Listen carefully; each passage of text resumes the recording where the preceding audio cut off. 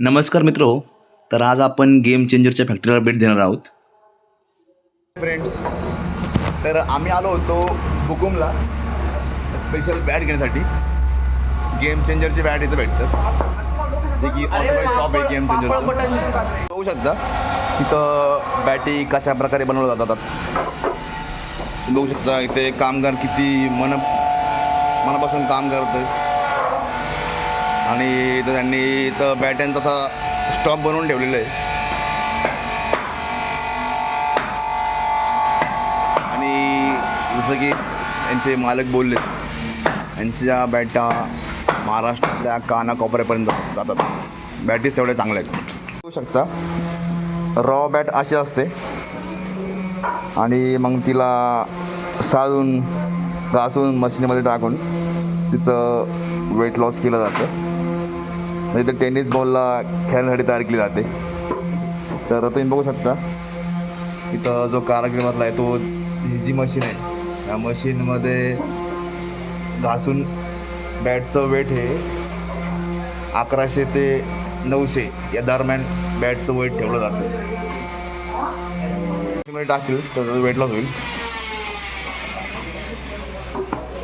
Raw बॅटचं वजन हे 1300 grams ते 1500 ग्रॅम्स इतकं असतं.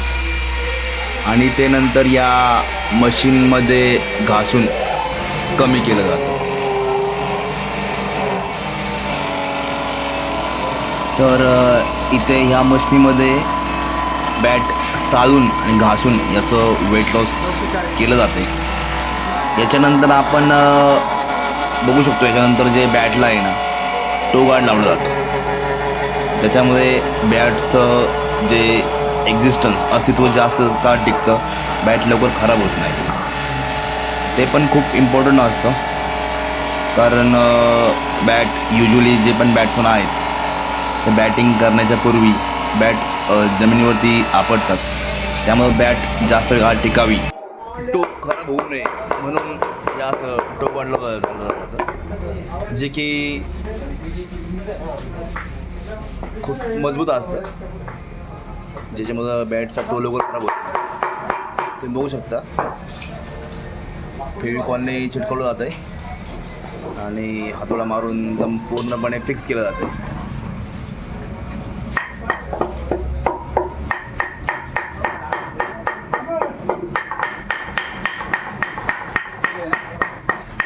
गेम चेंजरवाल्यांचा हेतू हाच असतो की बॅट जास्त दिवस टिकावी, बॅट्समनकडून जास्त रन व्हावेत, सर्व बॅट्समन हॅपी राहावे बॅटने खेळून.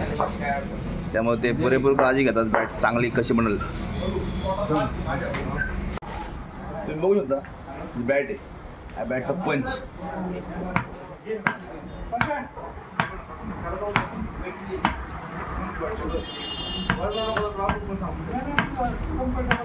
कडक आहे, कडक एक नंबर.